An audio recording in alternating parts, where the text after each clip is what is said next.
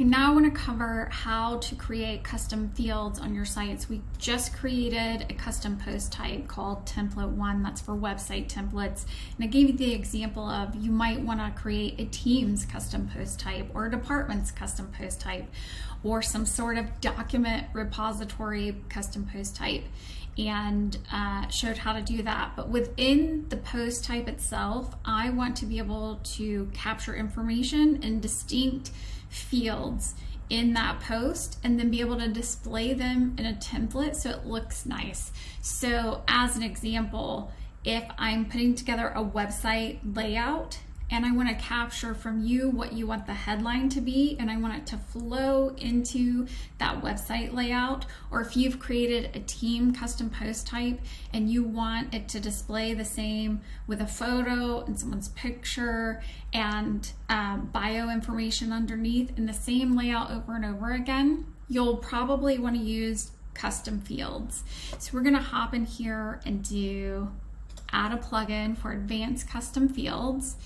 And most of the time I find that the free version of advanced custom fields is adequate.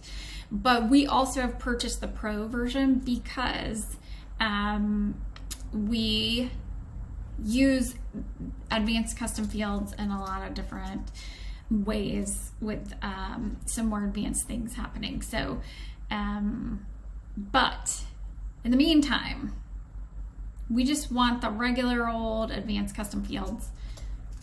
Advanced custom fields plugin.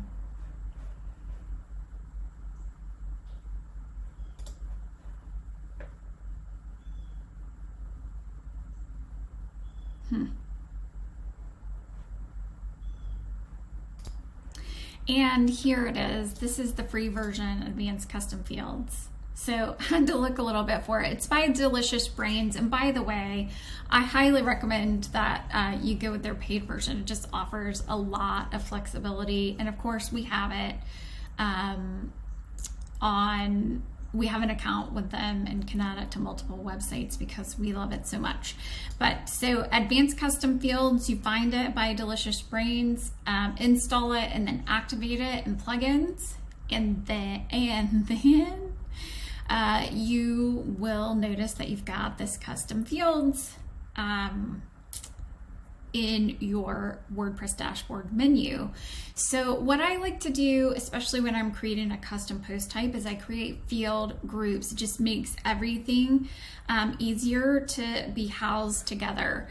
And so in the case of a team, you would add a field group just for teams. You can always duplicate that for another post type that you create and make it similar, or use it because you have rules to use that field group on post type equal to whatever, and you can add multiple of those, and they do have and or functionality. So if the post type is this, or if it's this, then use this field group. So you can use it on multiple post types, but most of the time I find that on the different post types, if I'm creating separate post types, I'm likely going to need different fields on each of those separate post types. So I'm going to have this just for the post type is equal to post. Sorry, not post. That would be for all blog posts, by the way, if you wanted to create custom fields for blog posts. This is going to be for my template 1, which it's not letting me save.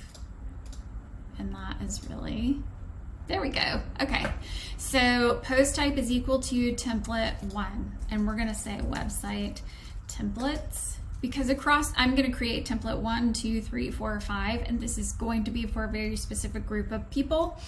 And so I probably will come in here and say this should be for post type template 1, 2, 3, 4, 5. And it will have all of these same fields on it. So then we come up here to add a field, and we add our first field. So for this specific one, I'm going to have hero headline 1,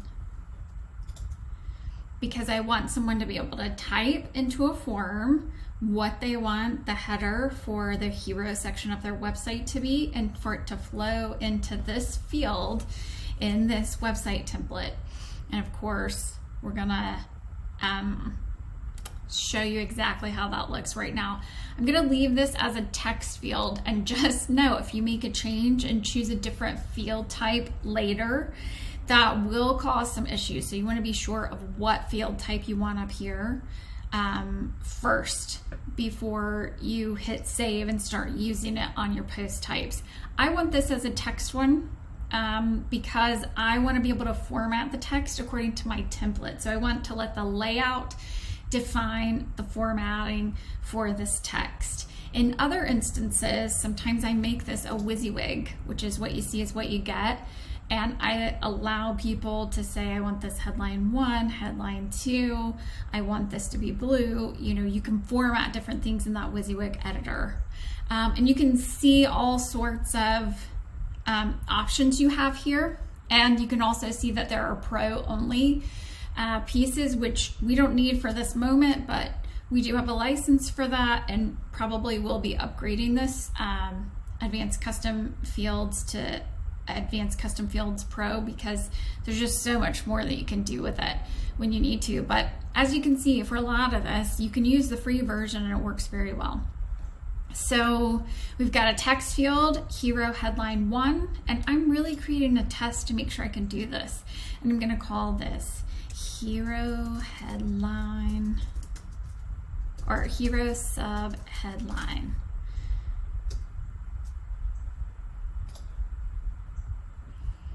And allow that to be a text.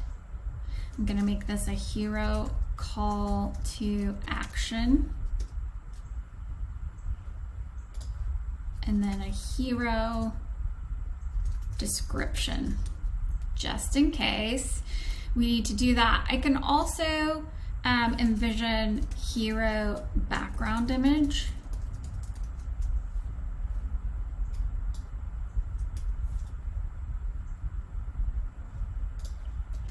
And hero video for different templates if you've got a video that you want to put in there. And now that's going to need to be a URL piece for that, and the call to action text, because we'll also need something to link to. Hero call to action link, and that is also going to be a URL. Okay, and we're going to stop there. So if I'm envisioning the beginning of a website, and if you're thinking of putting a team together, you might have a team bio photo, the person's name, their job title, and then a description of what they do with you. And you can think of how you might want to format together, but those might be the fields you're looking for. So you would actually need to put an image, which I do, and I'm realizing I didn't do that. So background image is going to be an image and not text.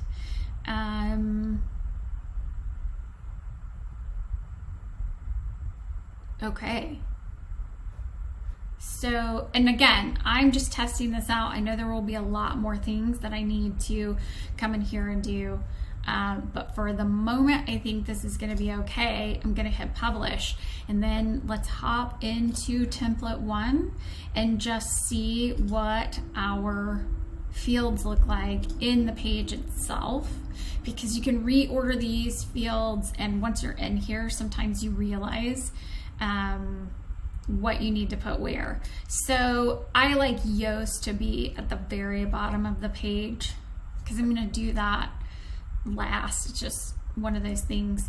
So now I've got my hero headline, hero subheadline, hero call to action, hero description, hero background image, video link, hero call to action, and I can tell there are going to be some things I need to shore up here.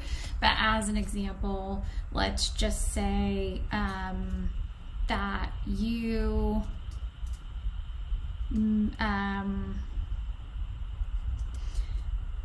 pet frogs, because this is probably going to be where you are putting something around what people Google to find you.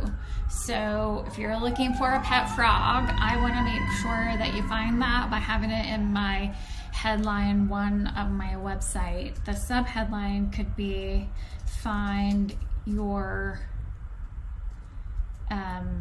amphibian forever friend. And then call to action text could be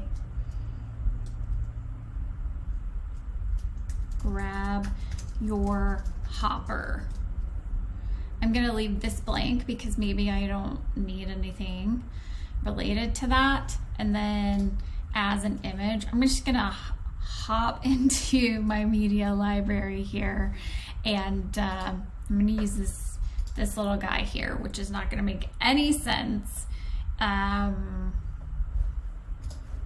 But here we go. So right now, when I preview the change, this is gonna be crazy. There's nothing on that page. So we're gonna go in and set up a layout template and through Beaver Themer and pull all of this information onto this single post type page in another video. But now at least you've captured all of your information in this one post, and you now know how to put custom fields on a post type.